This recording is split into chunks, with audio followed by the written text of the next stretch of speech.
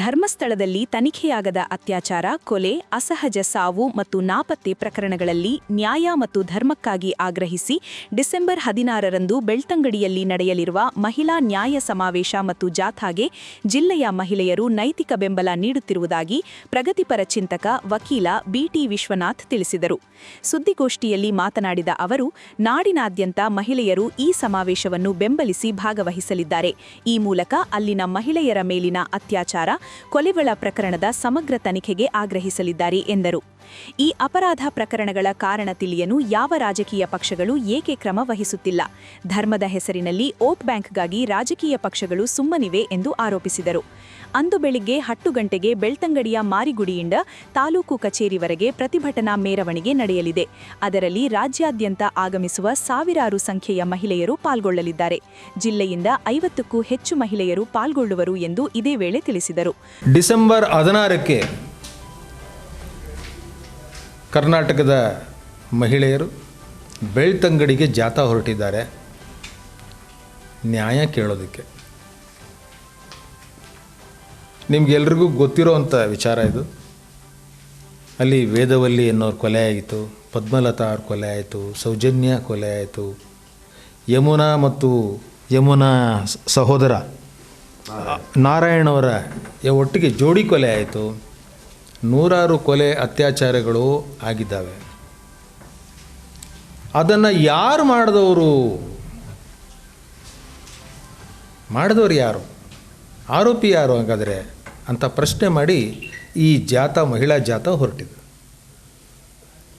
ಆ ಜಾಥಾವನ್ನು ಈ ಮಂಡ್ಯದ ಜಿಲ್ಲೆಯ ಎಲ್ಲ ಜನ ನಾವು ನೈತಿಕ ಬೆಂಬಲವನ್ನು ವ್ಯಕ್ತಪಡಿಸಬೇಕಾಗಿದೆ. ಅದಕ್ಕೆ ಇವತ್ತು ನಾವು ಈ ಪ್ರೆಸ್ ಮೀಟನ್ನು ಕರೆದಿದ್ವಿ. ಸ್ನೇಹಿತರೆ, ನೀವೆಲ್ಲರೂ ಈ ಪ್ರಶ್ನೆಗಳನ್ನು ಹಾಕ್ಕೊಳ್ಬೇಕು. ಯಾಕಾಗಿ ಇಂಥ ಅವಘಡಗಳು, ಅತ್ಯಾಚಾರ, ಅನಾಚಾರದಂಥವು ಒಂದು ಕ್ಷೇತ್ರದಲ್ಲಿ ನಡೆದರೂ ಕೂಡ ಯಾಕೆ ಪ್ರಭುತ್ವ ಮೌನವಾಗಿದೆ? ರಾಜಕೀಯ ಪಕ್ಷಗಳು ಯಾವ್ಯಾವುದೋ ಕೆಲಸಕ್ಕೆ ಬಾರದ ಅಜೆಂಡಾಗಳನ್ನೆಲ್ಲ ಜನರ ಮುಂದೆ ತಂದಿಕ್ತವೆ. ಆದರೆ ಜನರು ಉತ್ತರ ಬಯಸ್ತಾ ಇರೋ ಈ ಸಾವು ಅತ್ಯಾಚಾರಿಗಳಿಗೆ ಯಾಕೆ ಉತ್ತರ ಕೊಡುವ ಮುಂಚೂಣಿಯನ್ನು ಯಾಕೆ ಈ ರಾಜಕೀಯ ಪಕ್ಷಗಳು ವಹಿಸುತ್ತಿಲ್ಲ ಅನ್ನೋದನ್ನು ನೀವು ಎಲ್ಲ ಚರ್ಚೆ ಮಾಡಬೇಕಾಗಿದೆ ಮತ್ತು ಅದು ಮಾಧ್ಯಮದಲ್ಲಿ ಬರಬೇಕಾಗಿದೆ. ಪಕ್ಕದ ತಿರುಪತಿಯಲ್ಲಿ ಕಲೆಕ್ಟ್ ಆಗುವಂಥ ರೆವಿನ್ಯೂ ಆ ಸರ್ಕಾರ ಜನಕ್ಕೆ ವಿನಿಯೋಗ ಮಾಡ್ತದೆ. ಪಕ್ಕದ ಕೇರಳದಲ್ಲಿ ಅಯ್ಯಪ್ಪ ಸ್ವಾಮಿ ದೇಗುಲದ ವರಮಾನ ಅಲ್ಲಿನ ಸರ್ಕಾರಕ್ಕೆ ಹೋಗ್ತಿದೆ ಜನ ವಿನಿಯೋಗಕ್ಕೋಸ್ಕರ.